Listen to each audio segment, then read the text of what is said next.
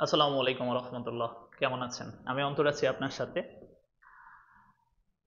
বাংলাদেশে ব্যবসা যখন শুরু করে কোনো নতুন উদ্যোক্তা, একটা সমীকরণ বলতেছে যে 1 বছরের মাথায় 20% বা 20% উদ্যোক্তা তাদের ব্যবসা থেকে সরে দাঁড়ায়, এবং সেটা 5 বছরের মাথায় অলমোস্ট 50%, 50%।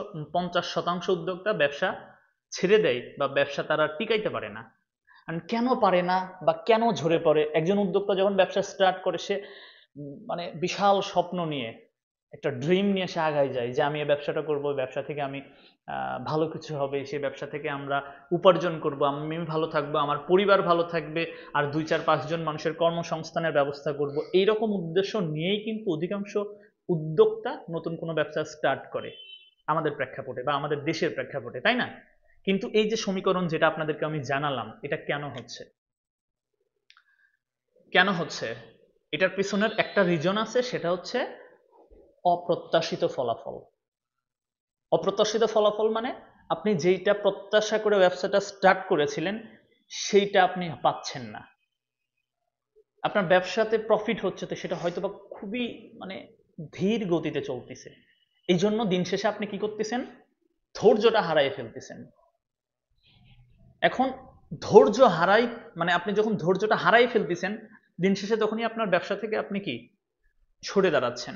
এখন ধৈর্য হারানোর জন্য 3টা অন্যতম প্রধান কারণ আছে। সেই কারণগুলো এক্সপ্লেন করব, এবং তারপরের পার্টে আমরা ভিডিওতে শেয়ার করব যে আপনি যাতে ঝরে না পড়েন এবং আপনি আপনার ব্যবসায় যে 6টা টিপস মানে মেনে চললে ঝরে পড়বেন না এবং আপনি আপনার ব্যবসায় দীর্ঘদিন ব্যবসা চালাই যাইতে পারবেন, সে বিষয় নিয়ে বিস্তারিত কথা হবে।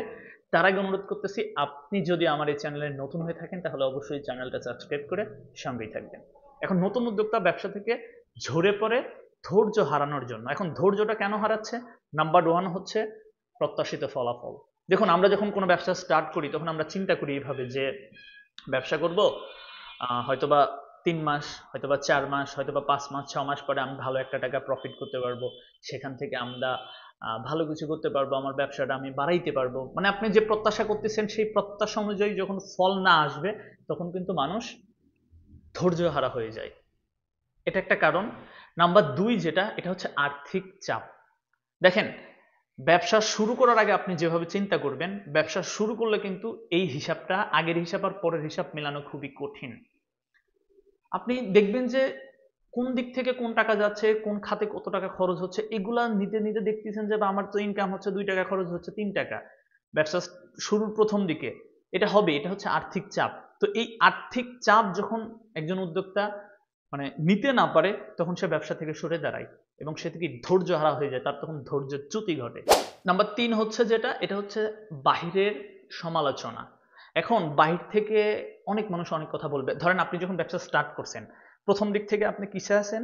একটু ডিমোটিভেটেড আছেন, কারণ আপনি প্রত্যাশা অনুযায়ী রেজাল্ট পাচ্ছেন না, আপনার আর্থিক একটা চাপ আছে। এই সময় এসে যদি আপনাকে আবার কেউ, আপনার কাছের মানুষ বলেন, দূরের মানুষ বলেন যে তুমি আগে চাকরি করতে সেটাই ভালো ছিল, এখন এটাতে আসছো, দেখছো দেখছো কি অবস্থা, হচ্ছে না, ইনকাম করতে পারতেছো না, এটা তো হচ্ছে না, মানে আপনাদের ডিমোটিভেট করতেছে, সমালোচনা করতেছে আপনারা নিয়ে, আপনার ব্যবসা প্রতিষ্ঠান বা আপনার যেটাই করেন আপনি সেটার নিয়ে আপনারে উৎসাহ দিচ্ছে না, তারা আপনারে আরো মানে ডিমোটিভেট করতেছে। এই যে সমালোচনা, সমালোচনা যারা আমার নিয়ে সমালোচনা সমালোচনা সমালোচন সমালোচনা সমালোচনা সমালোচনা সমালোচনা এইটা জন্যে আপনি ভেঙে পড়বেন। ভেঙে পড়লে ওই যে ধৈর্যহারা হয়ে যাবেন, ধৈর্যহারা হয়ে গেলে আপনি ব্যবসা থেকে সরে দাঁড়াচ্ছেন। তাহলে কি করতে হবে? এই শ্রেণীর মানুষ যারা, এদের কাছ থেকে দূরে থাকতে হবে। ঠিক আছে? এখন ধৈর্য হারা যাতে আপনার না হয়, এই জন্য আপনাকে আমি 6টা টিপস দিব। যারা নতুন উদ্যোক্তা আছেন, খুবই মনোযোগ সহকারে ভিডিওগুলো দেখেন, প্রয়োজনে সময় নিয়ে দেখেন। এই কথাগুলো খুবই প্রয়োজনীয়। একদম মানে আমি আমার রিয়েল লাইফ থেকে অনেক ব্যাপারগুলো আপনাদের মাঝে শেয়ার করি। পুরো ভিডিওটা দেখেন, আশা করি উপকৃত হবেন। 6টা বিষয়ের প্রথম যে উপাদান, সেটা হচ্ছে বেবি স্টেপ। মানে ছোট ছোট পদক্ষেপ নিয়ে আপনাকে আগায় যাইতে হবে। যখন আপনি ব্যবসাটা শুরু করবেন, সেটা যে কোনো ব্যবসায়ী হইতে পারে। ধরেন আমি চার ব্যবসা করি, আপনি যদি আমাদের সাথে চায়ের ব্যবসা করেন, সেটার উদাহরণে যদি আমি টানি, আপনাকে বেবি স্টেপ নিয়ে আগাইতে হবে। অর্থাৎ আপনি চা ব্যবসা শুরু করার প্রথম দিকেই যদি চিন্তা করেন যে আমি প্রতিদিন 50 কেজি চা বিক্রি করব, আপনি যখন বাজারে যাবেন, গিয়ে যখন দেখবেন যে না আপনি তো 50 কেজি পারতেছেন না, তখন আপনি ভেঙে পড়বেন। তখন ব্যবসা থেকে সরে দাঁড়ানোর জন্য ছাড়া আর কোনো উপায় থাকবে না। এই জন্য আপনাকে ছোট ছোট স্টেপ নিতে হবে। অর্থাৎ প্রথম দিকে টার্গেট করতে হবে যে আমি 5 কেজি বিক্রি করব। এটা কিন্তু ছোট্ট একটা পদক্ষেপ। আপনি চাইলে 5 কেজি বিক্রি করতে পারবেন, পারবেন না? এখন যখন আপনি 5 কেজি বিক্রি করতে পারবেন, তখন কিন্তু আপনার কনফিডেন্স গ্রো হবে এবং আপনার অভিজ্ঞতার সঞ্চয় হবে। তখন আপনি চিন্তা করতে পারবেন যে না আমি তো পারবো। এভাবে বেবি মানে ছোট ছোট স্টেপ নিতে নিতে আপনি একটা সময় গিয়ে বড় স্টেপ নিতে পারবেন। ব্যাপারটা কিন্তু এমন। অর্থাৎ প্রথমেই ব্যবসায় আমি অনেক কিছু করব, অনেক কিছু হবে, এই চিন্তা থেকে বেরিয়ে এসে ছোট ছোট হাঁটি হাঁটি পায়ে আগাতে শুরু করেন। ছোট ছোট স্টেপ নেন যে আমি কি করতে চাই। আজকে আগামী মাসে আমি এই মাসে আমরা 5 কেজি করে বিক্রি করলাম ডেইলি, আগামী মাসে আমরা 7 কেজি করে বিক্রি করব। আস্তে আস্তে ছোট ছোট স্টেপের মাধ্যমে আপনাকে আগায় যাইতে হবে। ঠিক আছে, মনোযোগ সহকারে দেখেন। নাম্বার 2, কেন খুঁজে বের করুন। মানে আপনি যে ব্যবসাটা স্টার্ট করছিলেন, সেটা যে কোনো ব্যবসায় আপনি শুরু যখন করছেন, কেন আসলে এটা শুরু করছিলেন আপনি? ব্যবসা যে শুরু করছেন কেন, এই কারণটা আপনি মানে প্রয়োজনে লিখবেন, লিখে আপনি যে জায়গায় বসেন সেখানে রাখবেন। প্রতিদিন ওই কেনগুলো আপনি দেখবেন যে আমি কেন ব্যবসা শুরু করছিলাম। আমি কেন ব্যবসা শুরু করছিলাম? আমি আর্থিকভাবে সচ্ছল হইতে চাই। আমি আর্থিকভাবে সচ্ছল হলে আমার পরিবার ভালো থাকবে, আমার বাবা ভালো খাইতে পারবে, আমার মা ভালো খাইতে পারবে, আমার সন্তান ভালো থাকতে পারবে। এগুলা কেন? এগুলোই তো কারণ, রিজন। আমার দ্বারা আরো 5টা মানুষের কর্মসংস্থান হবে। এগুলা সবসময় লিখে রাখবেন এবং এগুলো দেখবেন। এগুলো যখন আপনি দেখবেন, আপনি প্রতিনিয়ত নিজে নিজে মোটিভেট হবেন যে না আমারে পারতেই হবে, আমারে করতেই হবে। মানে কেন কেন ব্যবসা শুরু করছিলেন এটা প্রতিদিন দেখবেন। আপনার যে চেয়ারে বসেন, যে টেবিলে বসেন সেখানে রাখবেন, সুন্দর করে লিখে রাখবেন যে আমি কেন ব্যবসা শুরু করছিলাম। এগুলা দেখলে আপনি ডিমোটিভেটেড হওয়ার আর কোনো সুযোগ থাকবে না। আপনার মধ্যে তখন একটা সেই লেভেলের স্পিরিট চলে আসবে বা আপনি সেভাবে কাজ করতে পারবেন। বুঝতে পারছেন? নাম্বার 3 যেটা, আপনার সাপোর্ট তৈরি করুন। সাপোর্ট বলতে ব্যাপারটা এমন, সেটা হচ্ছে আপনি যে ব্যবসা করতেছেন করেন, আপনার যারা বন্ধু বান্ধব, আপনি যাদের সাথে আড্ডা দেন, যাদের সাথে সময় পার করেন, এই মানুষগুলো যদি আপনাকে সাপোর্ট দেয়, অর্থাৎ তারা আপনাকে বলতেছে না যে দোস্ত কি শুরু করছো, এটা হবে, এই ব্যবসা করে কিছু করতে পারবি, এই রকম বন্ধু বান্ধব যারা আছে তাদেরকে লাত্তি দেন, দূরে সরাই দেন। যে মানুষটা আপনাকে সাপোর্ট দিচ্ছে, অর্থাৎ বলতেছে যে দোস্ত ইনশাল্লাহ ভালো কিছু হবে, তুই করতেছিস, আমাদের দোয়া আছে, ভালোবাসা আছে, এই যে আপনার সামনে একটু পজিটিভ কথা বলতেছে, দেখবেন যে এই ক্ষেত্রে আপনার মাথা যদি অস্থিরতা কাজ করে এটা স্থির হবে, আপনার মন মগজে শান্তি বিরাজ করবে। এই রকম মানুষের সাথে সুসম্পর্ক গড়ে তুলুন। এবং আপনি যে ব্যবসা করতেছেন এই ব্যবসা রিলেটেড আরো কারা কারা ব্যবসা করে সেই মানুষগুলোদের সাথে নেটওয়ার্কিং করুন, তাদের সাথে সম্পর্ক গড়ে তুলুন।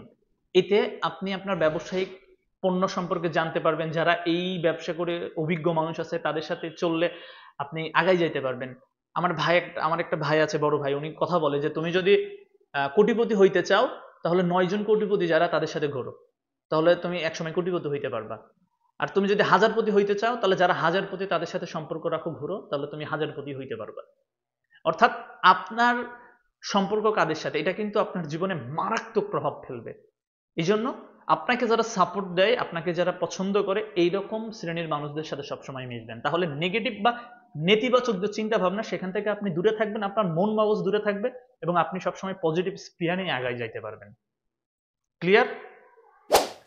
নাম্বার 4, শেখার মন মানসিকতা তৈরি করতে হবে।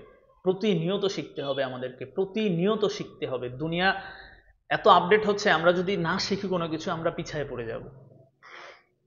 ব্যবসায় যদি সফল হইতে চান, ব্যবসায় যদি টিকে থাকতে চান, আপনাকে অবশ্যই শেখার মধ্যে দিয়ে যাইতে হবে। এখন শেখার ব্যাপারটা কিভাবে শিখতে পারবেন আপনি? বিভিন্ন, আপনি যে ব্যবসাটা করেন, বাংলাদেশে দেখবেন যে উদ্যোক্তাদের বিভিন্ন গ্রুপ আছে, এই গ্রুপগুলোতে আপনি অ্যাড হবেন, বিভিন্ন সেমিনারে যাবেন, বিভিন্ন ট্রেনিং সেশন নেবেন, নিজের স্কিল ইমপ্রুভ হবে, মাঝে মধ্যে বই পড়বেন, ইউটিউবে ভালো ভালো বিজনেস রিলেটেড যে ভিডিওগুলো এগুলো দেখবেন, দেখবেন যে আপনি অনেক কিছু জানতে পারতেছেন, শিখতে পারতেছেন।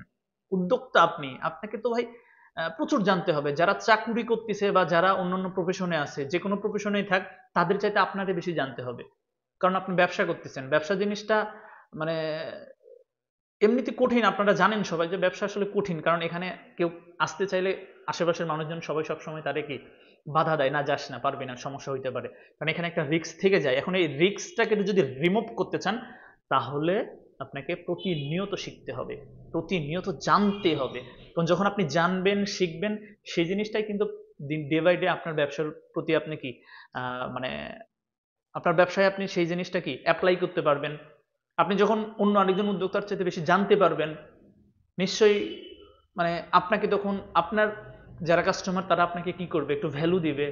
বিষয়টা কিন্তু এমনই, যে ডাক্তার ভালো জানে বোঝে, অভিজ্ঞতা যাদের আছে তাদের কাছে কি রোগীরা বেশি যায়। ব্যাপারটা এমন, আপনি আপনার ব্যবসায়িক জগতে বেশি বেশি জানুন, বেশি বেশি শিখুন, তাহলে আপনার যারা কাস্টমার আছে তারা আপনাকে ভ্যালু দিবে, তারা আপনাকে সম্মান করবে, তারা আপনার সাথে ব্যবসা করবে। নাম্বার 5, নিজের একটা সফল রুটিন তৈরি করুন। আপনি আগামীকাল কি করবেন সেটা আজকে রাতেই লিখে রাখুন, যে আগামীকাল এই এই কাজ আছে, আমার এটা করতেই হবে। এই সময় এসে শর্টসের দুনিয়া, তো আমরা তো সারাদিন শুধু শর্টস দেখি, মানে আমাদের মন মগজে এমন অস্থিরতা কাজ করে যেটা আপনি ধারণাও করতে পারবেন না। আমরা করব একটা, ওইদিকে হুট করে ফোনের নোটিফিকেশন চলে আসে। একটা কাজ করতেছি, কাজ করতে করতে ফোনের নোটিফিকেশন আসছে, এটা রেখে আমি ফোন দেখা শুরু করলাম।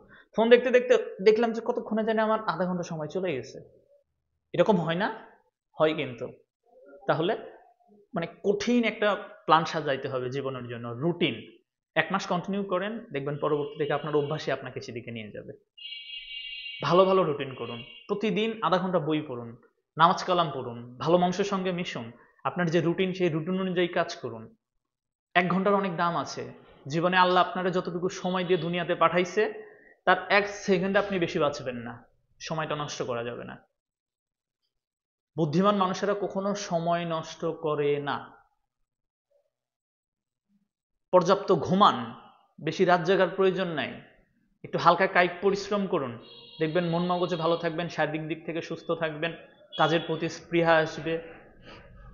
রাত 2টা পর্যন্ত জেগে থাকলেন, 9টা 10টার সময় ঘুম থেকে উঠলেন, আপনি ব্যবসায়িক যদি উন্নতি আশা করেন তাহলে তো হবে না।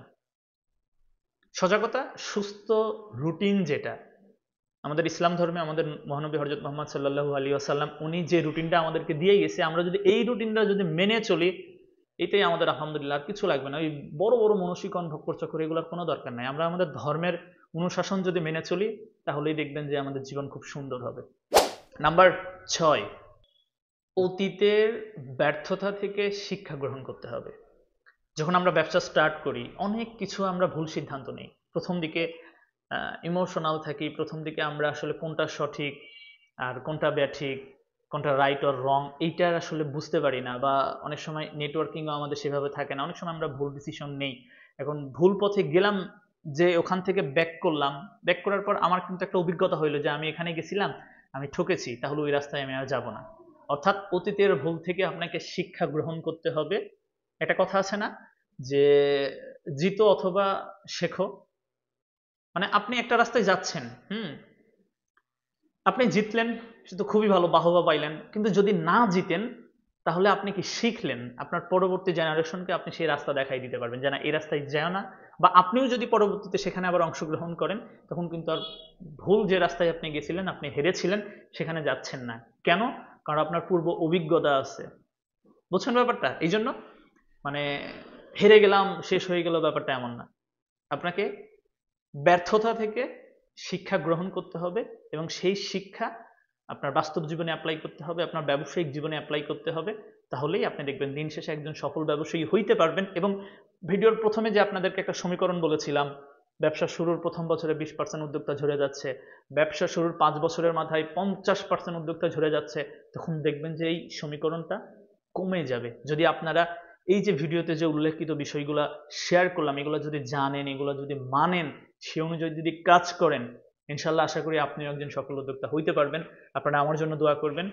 আমিও সফল হই নাই, আমিও লার্নিং সেশনের মধ্যে দিয়ে যাচ্ছি। তো সবার দোয়া চাই, ভালোবাসা চাই, আল্লাহ যদি সফল করে, এতটুকুই।